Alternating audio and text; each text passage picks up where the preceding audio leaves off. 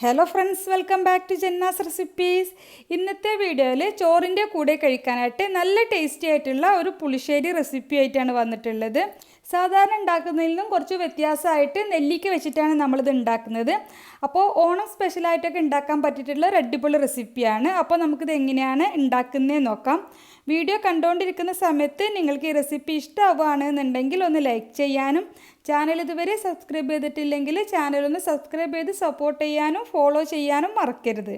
അപ്പോൾ ഈ നെല്ലിക്ക വെച്ചിട്ടുള്ള ഈ മോരുകറി അല്ലെങ്കിൽ പുളിശ്ശേരി ഉണ്ടാക്കാനായിട്ട് ഞാനിവിടെ മീഡിയം സൈസിലുള്ള 6 നെല്ലിക്കാണ് എടുത്തിട്ടുള്ളത്. വലുതാണെങ്കിൽ ഒരു 5 എണ്ണമൊക്കെ എടുത്താൽ മതി. ഇനി നമുക്കിത് ചെറിയ പീസായിട്ട് ഇതുപോലെ കട്ട് ചെയ്തെടുക്കാം. ഇതിൻ്റെ കുരു കളഞ്ഞിട്ട് വേണം എടുക്കാൻ. അപ്പോൾ ഞാനിതിവിടെ കട്ട് ചെയ്തെടുത്തിട്ടുള്ള ഈ നെല്ലിക്ക നമുക്കൊരു ചട്ടിയിലേക്ക് ഇട്ട് കൊടുക്കാം. ഇതിലേക്ക് ഒരു പച്ചമുളകും ഒരു തണ്ട് കറിവേപ്പില കൂടി ചേർത്ത് കൊടുക്കാം. ഇനി ഇതിലേക്ക് ഒരു 1/4 ടീസ്പൂൺ മഞ്ഞൾപ്പൊടി ചേർത്ത് കൊടുക്കാം. പിന്നെ ഒരു 1/4 ടീസ്പൂണിലും കുറവായിട്ട് അതിൻ്റെ പകുതിയായിട്ട് മുളക് പൊടി ചേർക്കുന്നുണ്ട്. ഇനി ഇത് വേവിക്കാനായിട്ട് 1 കപ്പ് വെള്ളം ഒഴിച്ചു കൊടുക്കാം. പിന്നെ ഈ പുളിശ്ശേരിയിലേക്ക് ആവശ്യത്തിനുള്ള ഉപ്പ് ചേർത്തിട്ട് നന്നായിട്ടൊന്ന് മിക്സ് ആക്കി കൊടുക്കാം. നന്നായിട്ടൊന്ന് മിക്സ് ആക്കിയതിന് ശേഷം നമുക്കിത് സ്റ്റവിലേക്ക് വെച്ചിട്ട് അടച്ച് വെച്ചിട്ട് വേവിക്കാം. മീഡിയം ഫ്ലെയിമിൽ വേവിച്ചാൽ മതി. നെല്ലിക്ക ഒന്ന് വേവുന്ന സമയം കൊണ്ട് നമുക്കിതിലേക്കുള്ള അരപ്പിനായിട്ട് മിക്സിയുടെ ചെറിയ ജാറിലേക്ക് 1/2 കപ്പ് ചിരുവിയ തേങ്ങ, 1/4 ടീസ്പൂൺ ചെറിയ ജീരകം, ഒരു പച്ചമുളകും, ഒരു 2-3 ഇല കറിവേപ്പിലയും, പിന്നെ അരക്കാനായിട്ട് ഒരു 1/4 കപ്പോളം വെള്ളം കൂടി ചേർത്തിട്ട് നന്നായിട്ട് മഷി പോലെ അരച്ചെടുക്കാം. ഇപ്പോൾ നെല്ലിക്കയൊക്കെ നന്നായിട്ട് വെന്തിട്ടുണ്ട്, വെള്ളമൊക്കെ ഏറെക്കുറെ വറ്റിയിട്ടുണ്ട്. ഇനി നമുക്കിതൊന്ന് മിക്സ് ആക്കി കൊടുത്തതിന് ശേഷം ഇതിലേക്ക് നമ്മൾ അരച്ച് വെച്ചിട്ടുള്ള അരപ്പ് ചേർത്ത് കൊടുക്കാം. പിന്നെ മിക്സി ജാറിലേക്ക് ഒരു 1/2 കപ്പിലും കൂടുതലായിട്ട് വെള്ളം ഒഴിച്ചിട്ടുണ്ട്. അത് ഈ കറിയിലേക്ക് തന്നെ തിരിച്ചൊഴിച്ച് കൊടുക്കാം. എന്നിട്ട് നന്നായിട്ടൊന്ന് മിക്സ് ആക്കി കൊടുക്കാം. ഈ സമയത്ത് നോക്കുക, വെള്ളം കുറച്ച് കട്ടിയായിട്ടാണോ ഇരിക്കുന്നതെന്ന്. കട്ടി കൂടുതലാണെന്നുണ്ടെങ്കിൽ നമുക്ക് അതിനനുസരിച്ച് കുറച്ചുകൂടി വെള്ളം ഒഴിച്ചു കൊടുക്കാം.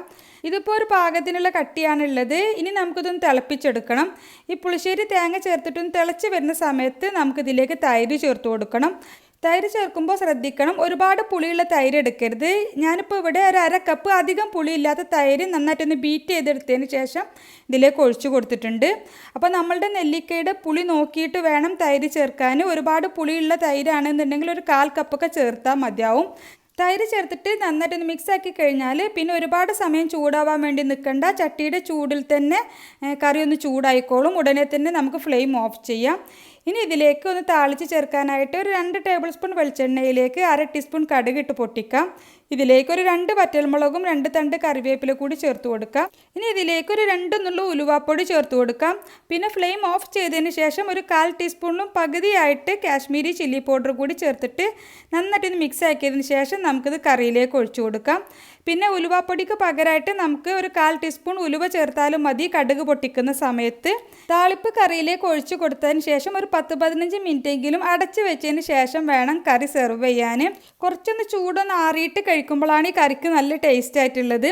പിന്നെ നമ്മൾ ശ്രദ്ധിക്കേണ്ട കാര്യം, തൈര് എടുക്കുമ്പോൾ ഒരുപാട് പുളിയുള്ള തൈര് എടുക്കരുത്. നമ്മൾ ചേർത്തിട്ടുള്ള നെല്ലിക്കയുടെ പുളി നോക്കിയിട്ട് അതിനനുസരിച്ചിട്ട് തൈര് ചേർക്കാൻ വേണ്ടി നോക്കുക.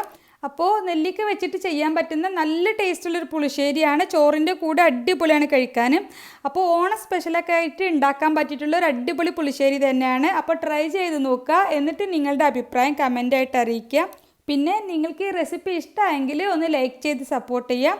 അതുപോലെ തന്നെ ചാനൽ ഇതുവരെ സബ്സ്ക്രൈബ് ചെയ്തിട്ടില്ലെങ്കിൽ ചാനലൊന്ന് സബ്സ്ക്രൈബ് ചെയ്ത് സപ്പോർട്ട് ചെയ്യാനും ഫോളോ ചെയ്യാനും മറക്കരുത്. അപ്പോൾ ഇൻഷാ അല്ലാഹ് മറ്റൊരു അടിപൊളി റെസിപ്പിയുമായിട്ട് നമുക്ക് വീണ്ടും കാണാം. Thank you for watching.